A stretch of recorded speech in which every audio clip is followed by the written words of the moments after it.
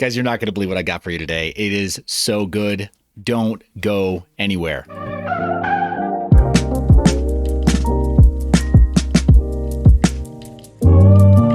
And welcome back to the Mine Your Biz channel. We're doing Gem Hunter content again today. No, this is not sponsored. No, I was not paid to cover this project. The Tenset team reached out to me, or a member of the Tenset extended team reached out to me and told me about this IDO that's coming up, or this new launch that's coming up. And the moment that I knew that it was coming up, I realized I would be doing my audience, you guys, a disservice if I didn't tell you about it.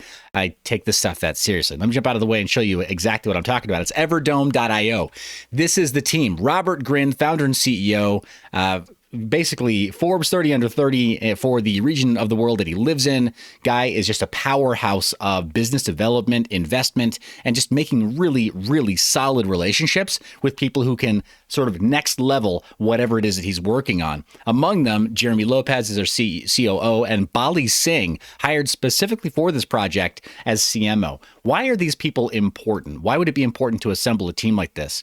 And I apologize for cutting the rest of the team short, but why would Robert Grin go out of his way to assemble good people like this? Because good people build good tech. They build good projects and ecosystems. In the case of Bali, this is a guy who has, as a CMO, worked with huge names: F1, NBA, NFL, recording artists like Sting, Jamiroquai, Pharrell Williams, 50 Cent, The Weeknd, French Montana, and that's just the tip of the iceberg. There's a lot more, right? This guy has absolutely had the Midas touch in multiple different verticals, not just entertainment, not just vocal entertainment or music. So for this guy to get involved in a project like this, I think bodes extremely well. So that's their CMO, person who's going to be assisting in putting a megaphone in front of this project and telling the world about it. And then the list goes on with people who are assisting in very meaningful ways, right? There's growth and metaverse integrations, because this is technically a metaverse project. Now, I've jumped over to the team side of the website. Let me go back to the homepage. Everdome is, it's a metaverse-oriented project, and I'm going to tell you why I'm excited about it in just a minute. As a reminder, guys, this is not meant to be legal, financial, or business advice.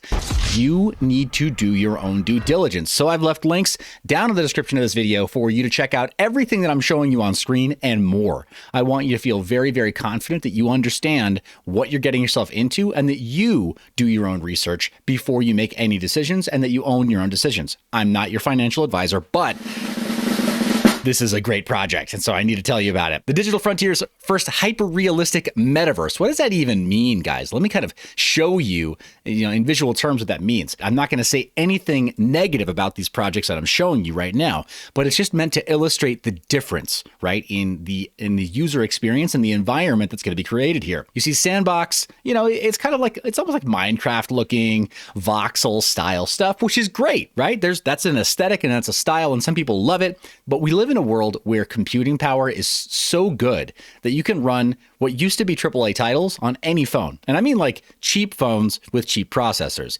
especially when you have streaming media or streaming services, right? That's no longer the constraint. It actually hasn't been for many years. Decentraland kind of brought something in that looked more like, Grand Theft Auto 2, or maybe Grand Theft Auto 3, some of the in-between titles, the in-between years. But let's scroll on up and see the visual difference here with Everdome, right? This is the intent with Everdome, that you'll have hyper-realistic avatars placed into a hyper-realistic environment that much more resembles something along the lines of RTX-enabled or path tracing-enabled games. As you see right here, this is not meant to just be a render.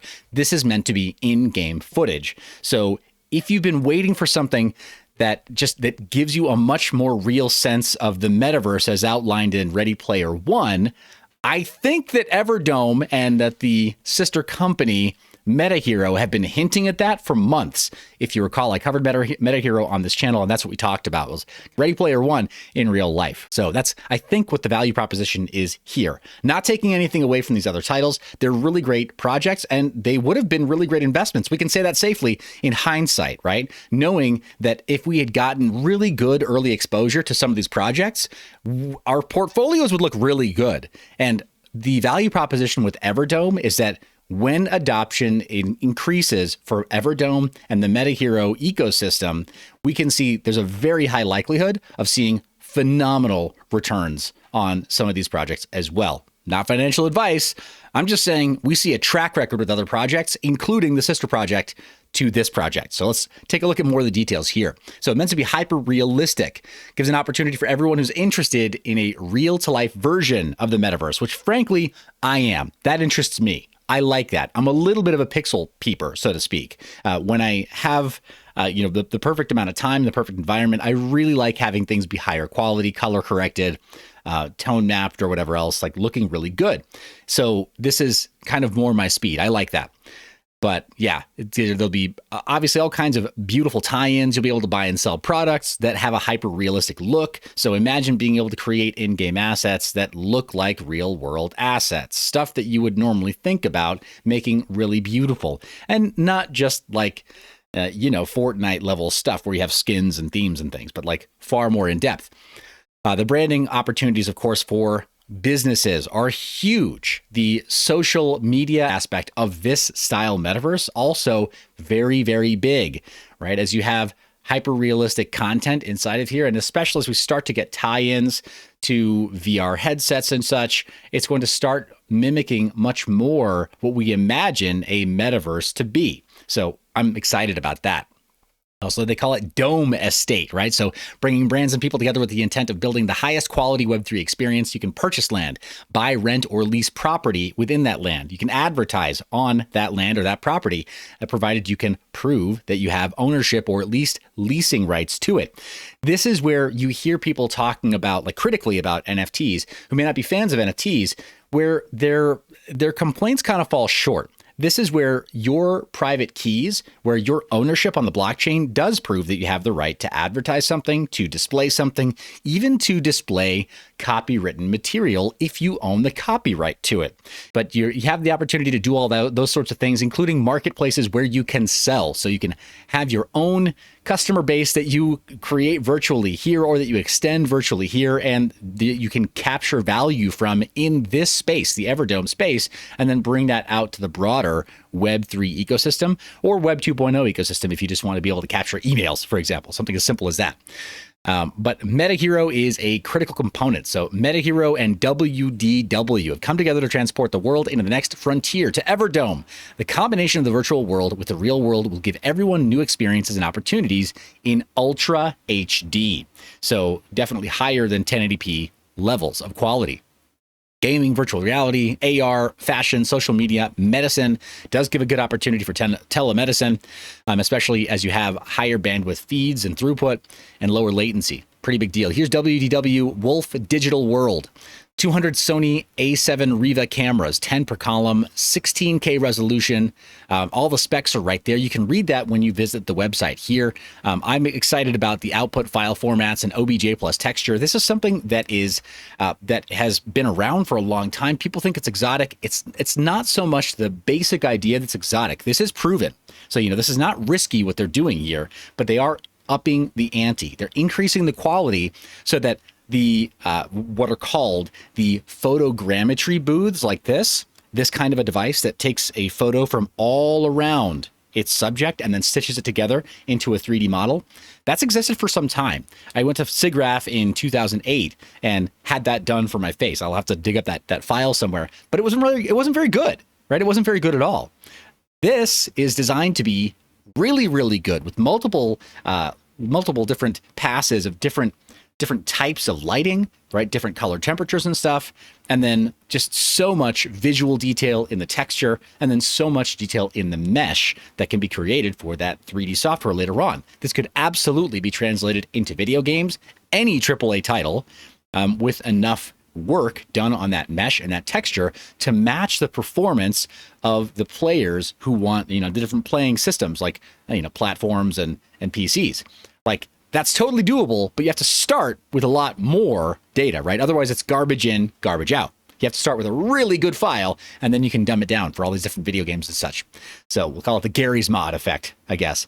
But I'm just really excited about it, guys. I'm really, really excited. The WDW, their dome here is just, it's amazing. It's a really, really amazing device.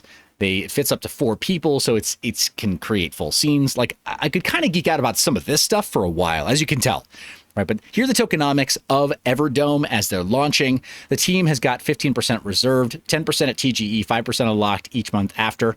That is 10% of their allocation at TGE, and then 5% locked each month after that. So, you know, you got what's that going to be there? It looks like 18 months after that. So they've got a year and a half of needing to deliver, right? Needing to perform. 20% to exchange listings and liquidity, 12% strategic partners and advisors, again, with a vesting schedule here, a cliff at TGE, and then a vesting schedule thereafter. The exchange listing and liquidity are going to be released a little faster. That is understandable. That makes sense. You need to do business in that way, but you need to do business over time. Development, in-game rewards, and staking, 10% down, 10% unlocked each month after. So we're looking at hitting the ground running there.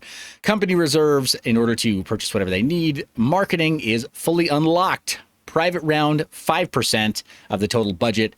Hero exclusive presale. So to Meta Hero holders right now, we're going to talk about how this could benefit you. If you are currently holding Meta Hero, this could be to your advantage, just saying, because there is an exclusive presale for you, 10% at TGE, and then 2% vested weekly. So it's coming out pretty fast, actually, about roughly 8% per month. So even faster than the strategic partners and advisors get it. VCs will not be paid out as fast as the hero stakers will.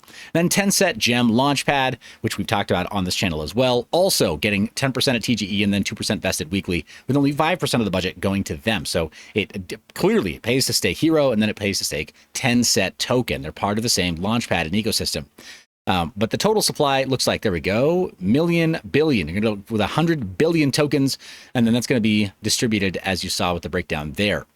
They've got a roadmap as far as what they've already been working on. Q4 of 2021, they already have some stuff that's delivered. Q1 of 2022 is what they're working on right now. The presale and the private sale is what is being talked about during this particular video, and I'm letting you know you've got a few days still, if you're serious about this, to work towards acquiring some of these tokens if that's what you want, and possibly work towards acquiring some Tenset or some Meta Hero if you want to show that you're staking and be eligible for different sides of the private sale. So having that exclusive private sale. Again, guys, not telling you what to do. I'm just letting you know those are their incentives that they have in place. I think they're pretty brilliant as launchpads go. So yeah, I think they're doing the right thing in terms of protecting their investment. Q2, they've got some additional roadmap items coming up. VR experiences for their metaverse. The website will go to version 2. They'll have centralized exchange listings, which pretty important for them. They'll be exhibiting at metaverse conferences.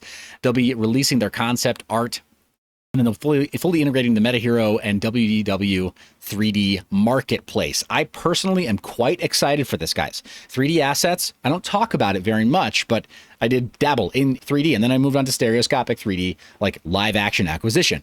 So I know something about multi-camera systems, and I know something about CG, and I'm pretty excited to see this marketplace and see what comes out of it. This might be my entry point into the NFTs, right? Is when we have a metaverse like this, where it's fully built out. So we're not still in that uncanny valley of people not like, I don't understand what Web3 is. No. This is definitely Web3. There's no question in anybody's mind that this is Web3. So I'm looking forward to that. Q3, they've got even more coming up that they're looking forward to announcing, and then of course working on. Expanding the team is one small part of it. Have their Mission Web Portal V2, the first metaverse stock and Forex market, which is going to be dope. Getting into their second version of the VR experience, Everdome Fashion NFT collection sale, which is going to be important because you're going to have people who are uploading avatars of themselves into this metaverse. So it only makes sense that they'll have a proper clothing purchase system in the same way that you're able to map clothing and new clothing sets onto video game characters in titles like GTA 5 or others, right, that are newer. You're going to want to be able to do this to your characters because you're not just a block of voxels.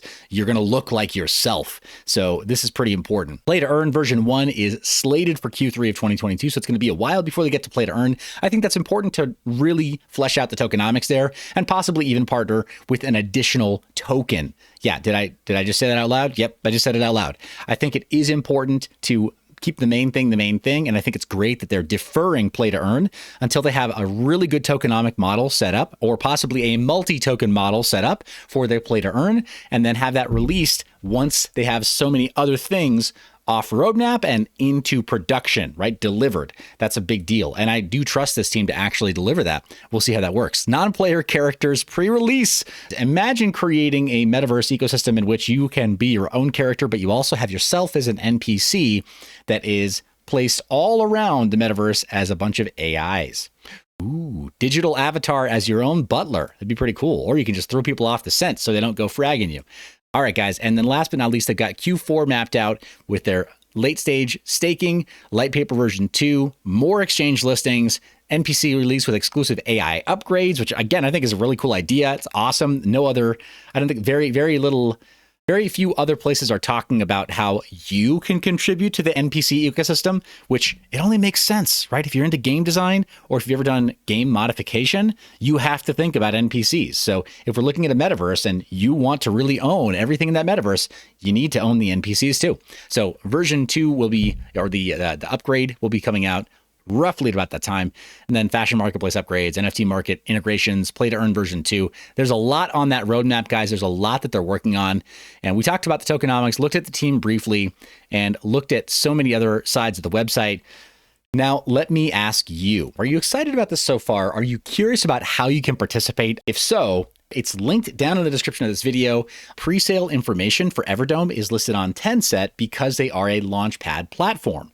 So they've got it listed at the link you see down below, Everdome-presale-information. You can lock in Tenset tokens to be a part of the launchpad program. They've got a video on how to do that, and they'll let you know exactly what you need to do. Roughly 3,000 Tenset tokens for a year subscription to the launchpad platform, but all the information is available there, including the Telegram link for that is available at that link.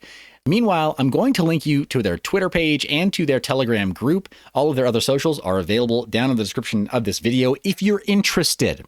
Guys, I'm not trying to tell you what to do. I never will tell you what to do, other than to increase your privacy maybe a little bit. But I'll never tell you what to do. I'll never tell you what to buy. That's not who I am. And I mean, that's not our relationship. I am excited about this, though. I'm genuinely excited about this. And if you're excited about anything in the so-called metaverse, I don't know what else could excite you guys. These are people who are trying to make the concepts of things like Ready Player One into a reality today in the blockchain ecosystem. So these are the builders that everybody else talks about wanting to be like. These guys are absolutely, they're going to be the heroes of the metaverse. They're going to be the heroes of Web3 that help basically completely silence the doubters. So I'm excited to be a part of this. I'm excited to get in as early as I can. Let me know if you're excited too. Let me know if you have questions about this project or if you want me to do any follow-up media. I would love to do that based on your feedback, guys. Appreciate you watching all the way to the end, being subscribed, making that button explode, clicking the bell icon so that you're notified of all new Gem Hunter content like this, because we do have a lot more coming, guys. A whole lot more. We have not slowed down at all. But remember, you're the reason I make this media. I love your face. Remember to stay private and mind your biz. Thanks for watching to the end of the video. Be sure to check out mineyour.biz, where you can sign up for our email newsletter, where we're still ramping up content, but you will occasionally receive specials for flash sales and all kinds of other deals that we have going on the site. You can also check out our services page, where we offer consulting to projects that need it. You can pick up the Freedom Phone, which respects your privacy. You can pay for it in crypto and have it shipped to you anonymously, as well as getting merchandise that also is paid for with crypto. That's right, we practice what we preach, including, well, a Flux swag page. That's right. It's a dedicated page just for the team over at Flux Network, because we love them that much. Thanks for watching to the end. Thanks for being subscribed. You know I love your face. Be sure to stay private and mind your biz.